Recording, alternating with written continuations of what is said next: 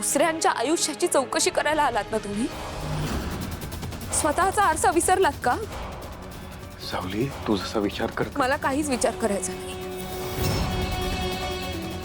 मला फक्त एक कळत नाही, आपल्या वाटा वेगळ्या झाल्यात ना, मग तरी काय बोलायला आलाय तुम्ही? हा, आपलं नातं केव्हाच संपलंय सारंग.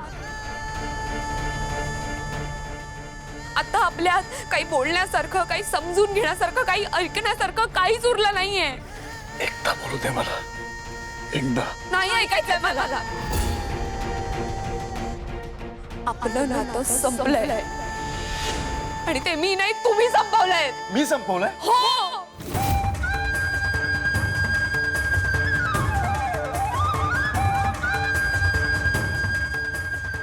ठीक आहे सावली, तुला नाही समजून घ्यायचं तर नको घेऊ. आहे माझी बायको आणि ओवी आमचीच मुलगी आहे. सुखी आहोत आम्ही. आमचा संसार फार छान चालू आहे खरंच.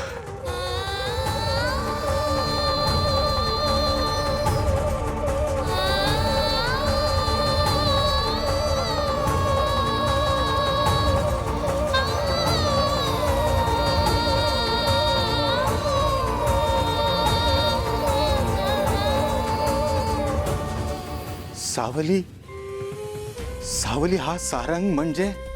तेच होते. हा तोच माणूस ज्याने माझ्या आयुष्याची राख रांगोळी केली. इट्स ते सारंग मेहतळे. पण सावली, अगं पण मी तुझा नवरा आणि आभिर आपला मुलगा, एक खोटं सांगायची काय गरज होती का? मला त्यांच्यासमोर कमकुवत नव्हतं दिसायचं.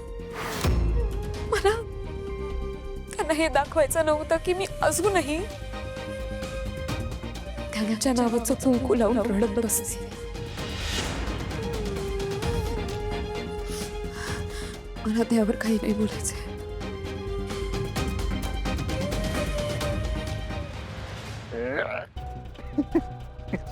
सारंग काय करतोयस? बस कर. इकडे कानपाट फोडेला. सारंग दादा, माझ्यावरती हात उचलणार आहेस?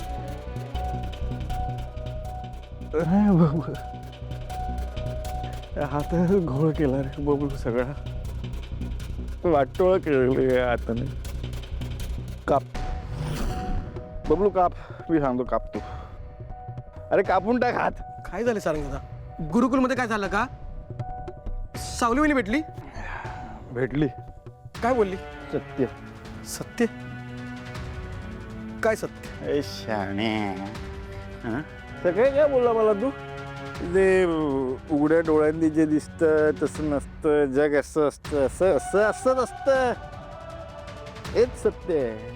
काय झालंय सावलीचं लग्न. अबीर मुलगा सावलीचा. वाईट कशाचं वाटतं नाही बाबू, त्या पोराला माझा लळा लागला होता रे. मलाही लागला होता लळा त्या पोराला. सावलीचं पोरग काय खेळ खेळला ना नियतीने. बबलू तुला सांगतो, काय खेळ खेळ बघा. कधीपासून खेळ खेळतो नियती.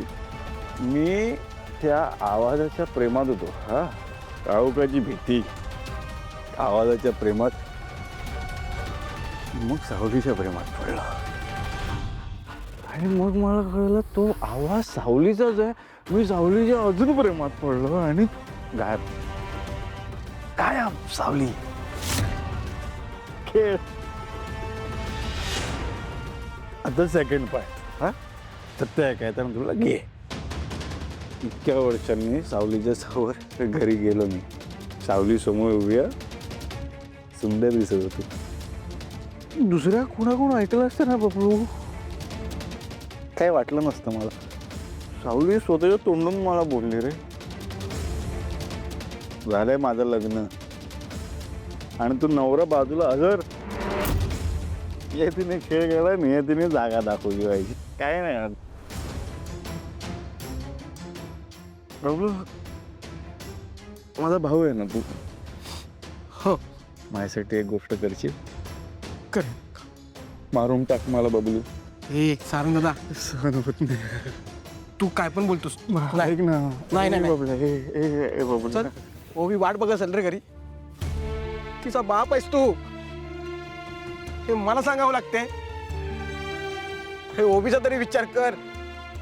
चल गिळ नाही. प्लीज चल. गिळ दे. नाही जायचं मला.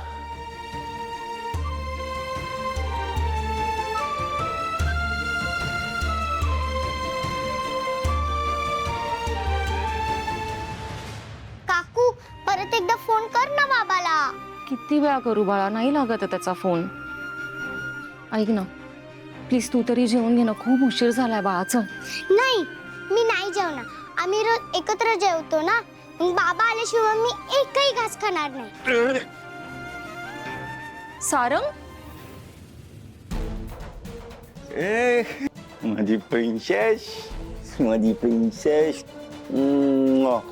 किती गोड आहे ना माझ्या बाळ. सारंग अरे हसणारे मी आलो ना, बाबा आला ना तुझ्या. हसणं जरा, हस ना. स्माइल कर ना, स्माइल कर ना रे. सारंग, अगं दारू पिऊन आलायस तू? हा मग आलो. मग का प्रॉब्लेम आहे काही? माझं घर आहे ना, येईन ना दारू पिऊन.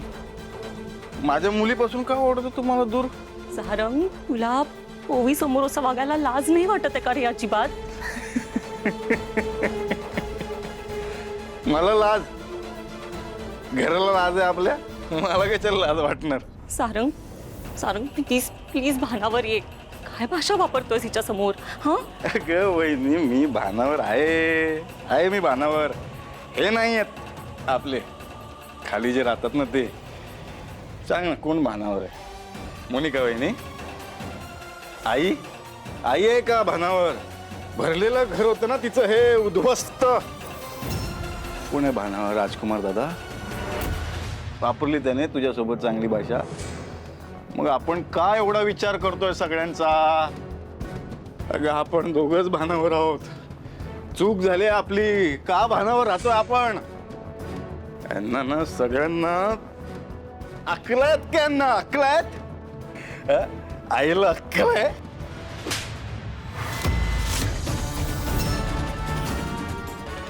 काय बोलतोय, तुला कळतंय का? आणि तेही ही ओवी समोर. हा मला ना कळतच नाहीये त्या कार्यक्रमानंतर काय झालंय, काय एवढं बिघडलंय तुझं?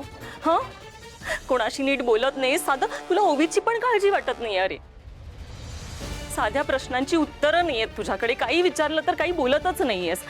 काय झालंय एवढं? उद्या बोलू आपण, आता नको वहिनी. हे बाळा, आज बाबा नाही जेवणार. तू जेवचा.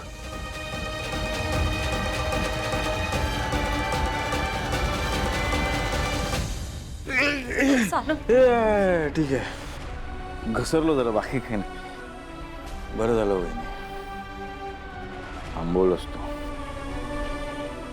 आता काही पण बडबडत बसलो असतो.